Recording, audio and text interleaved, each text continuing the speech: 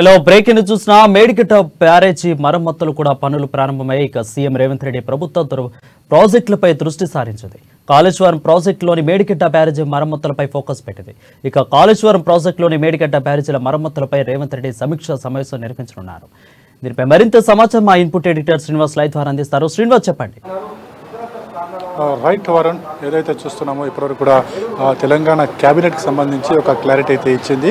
ఎన్నికల సంఘం ప్రస్తుతం ఎన్నికల ఆంక్షలు అమలున్న నేపథ్యంలో క్యాబినెట్ నిర్వహించడానికి వీల్లేదని చెప్పేసి కూడా స్పష్టమైన ఆదేశాలు జారీ చేయడం జరిగింది. సో దీంతో ఇక క్యాబినెట్ సమావేశానికి తెరపడిందని చెప్పచ్చు. అంటే ఇక క్యాబినెట్ సమావేశము ఉండకపోవచ్చు. ఎందుకంటే జూన్ 19 వరకు కూడా మనకి ఎన్నికల ఆంక్షలు అమల్లో ఉంటాయి. జూన్ 4న ఫలితాలు వస్తాయి. ఫలితాల తర్వాత వివిధ కారణాల వల్ల ఇంకా లేట్ అయ్యే అవకాశం ఉంది. కాబట్టి జూన్ 19 వరకు కూడా ఈ ఎన్నికల కమిషన్ ఆంక్షలు కొనసాగుతాయి. కాబట్టి ఇప్పుడు ఆంక్షలు ఉన్న నేపథ్యంలో, ఎన్నికల కోడ్ ఉన్న నేపథ్యంలో ఏ విధమైన విధానపర నిర్ణయాలు తీసుకోవడానికి అవకాశం లేదు. కాబట్టి ఎన్నికల సంఘం క్యాబినెట్ నిర్వహణకైతే తిరస్కరించిందని చెప్పచ్చు. దీంతో ఇప్పుడు మరికొద్దిసేపట్లో మంత్రులతోని ముఖ్యమంత్రి రేవంత్ రెడ్డి సమీక్ష నిర్వహించబోతుంటే ఒక సమావేశం లాంటిది. కానీ ఇందులో మనకి క్యాబినెట్లో అధికారులు మంత్రులు ఉంటారు. కానీ ఇక్కడ అధికారులు లేకుండా కేవలం మంత్రులతో మాత్రమే ముఖ్యమంత్రి రేవంత్ రెడ్డి సమీక్ష జరపబోతున్నారు. ప్రధానంగా చూసుకుంటే కనుక ఇప్పుడు ఈ క్యాబినెట్ కనుక నిర్వహిస్తే 4 విధానపరమైన అంశాల మీద నిర్ణయాలు తీసుకోవాల్సి ఉంది. కానీ ఇప్పుడు క్యాబినెట్ సమావేశం జరగట్లేదు. ఎన్నికల కూడా అమల్లో ఉన్న నేపథ్యంలో ఇప్పుడు కేవలం ఆ 4 అంశాలకు సంబంధించి కూడా ఒక ప్రధానంగా మంత్రులతో సమీక్ష జరపబోతున్నారు, ఒక చర్చ జరపబోతున్నారు. ప్రధానంగా చూసుకుంటే కనుక ముఖ్యంగా రాష్ట్రానికి సంబంధించి ఆదాయ వనరులు తీసుకురావాలి.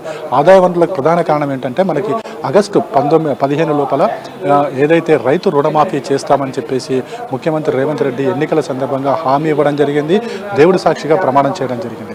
సో ఈ మేరకు ఈ ఆగస్టు 15 లోపల రుణమాఫీ తీర్చాలి అనుకుంటే కనుక దాదాపు 35 నుంచి 40 వేల కోట్ల రూపాయలు ఈ రైతు రుణమాఫీ కోసం అవసరమవుతుంది. కాబట్టి ఈ రుణమాఫీకి సంబంధించి ఆదాయం ఏ విధంగా తెచ్చుకోవాలి, వనరులు ఎక్కడి నుంచి సమకూర్చుకోవాలన్న దాని మీద ఇప్పుడు ఈ అధికారులు లేని సమీక్షలో, మంత్రుల సమీక్షలో ముఖ్యమంత్రి రేవంత్ రెడ్డి వారితో ఒక సమీక్ష జరపబోతున్నారు. ప్రధానంగా చూసుకుంటే కనుక ఈ రైతు రుణమాఫీకి సంబంధించి ఆదాయం ఎక్కడికి వెళ్ళి తెచ్చుకోవాలి, ఆదాయ వనరులు ఏమున్నాయన్న దాని మీద ముందుగా దృష్టి సారించబోతున్నారు. అయితే ప్రధానంగా చూసుకుంటే కనుక రిజిస్ట్రేషన్ ఛార్జీలు పెంచడము, అదేవిధంగా ప్రభుత్వ భూములు అమ్మాలా వద్దా, అదే ఎట్లా అమ్మాలి అన్న దాని మీద కూడా ఇక్కడ సమీక్ష జరపబోతుంది. ఇంకా మరో రెండో విషయానికి వస్తే కనుక మనకి విద్యాశాఖకు సంబంధించి వచ్చే జూన్ నుంచి కూడా విద్యా సంవత్సరం ప్రారంభం కాబోతుంది. కాబట్టి విద్యా సంవత్సరానికి సంబంధించి కాలేజీలు, అదేవిధంగా స్కూల్స్కి సంబంధించిన అంశాల మీద ప్రధానంగా చర్చ జరపబోతున్నారు.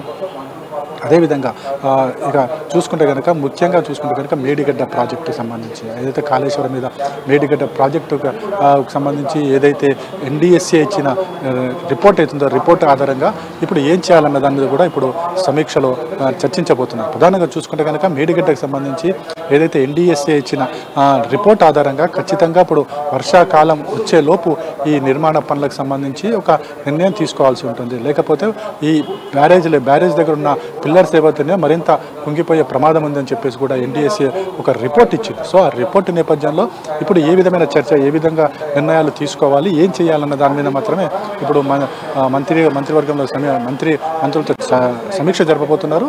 ఈ సమీక్షలో ప్రధానంగా చూసుకుంటే కనుక ఏదైతే ఈ మేడిగడ్డకు సంబంధించి నిర్మాణ బాధ్యతలు అసలు ఎల్ఎన్టీ సంస్థకి అయ్యాలి. ఎందుకంటే ఎల్ఎన్టీనే దీన్ని నిర్మించింది కాబట్టి పూర్తి నిర్మించాల్సిన బాధ్యత ఎల్ఎన్టీ సంస్థ మీదనే ఉంటుందని చెప్పేసి కూడా రాష్ట్ర ప్రభుత్వం భావిస్తుంది. అయితే ఒకవేళ కనుక ఎల్ఎన్టీ సంస్థ తాను నిర్మించను అంటే కనుక ఏం చేయాలన్న దాని మీద కూడా ఇప్పుడు సమీక్షలో సమీక్షించబోతున్నారు.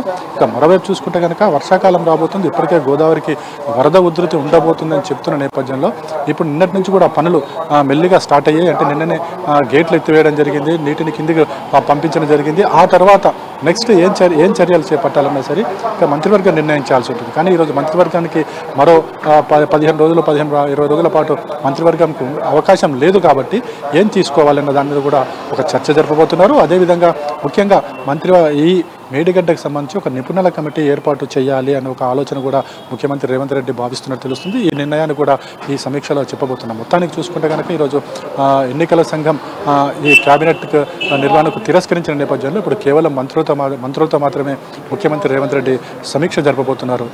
వరుణ్. రైట్ శ్రీనివాస్, అంటే ఇప్పుడున్న కాంగ్రెస్ గవర్నమెంట్ కూడా ప్రత్యేకంగా ప్రభుత్వం ప్రాజెక్టులపై కూడా దృష్టి సారించినట్లు తెలుస్తోంది. అంటే మేడిగడ్డ కాకుండా మిగిలిన ఏ ప్రాజెక్టుల మీద కూడా ప్రభుత్వం దృష్టి సారించినట్లు తెలుస్తోంది. ఏమన్నా అప్డేట్స్ ఉన్నాయా శ్రీనివాస్?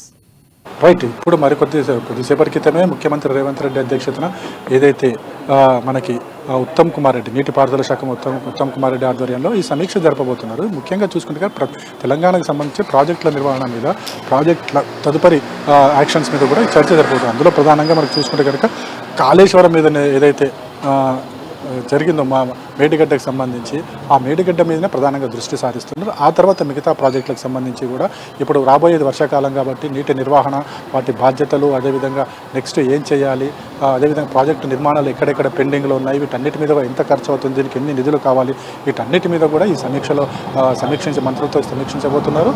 ఇక అదేవిధంగా రైతులకు సంబంధించి మరో అంశం కూడా రాబోతుంది. ఏదైతే అకాల వర్షాల కారణంగా రైతులకు సంబంధించిన ధాన్యం తడిసిపోవడము, రైతులు మళ్ళీ రోడ్డున మీద ఉన్న ఆందోళన బాట పట్టడం, వాటి మీద కూడా ఒక నిర్ణయం తీసుకోబోతున్నట్టు కూడా తెలుస్తుంది.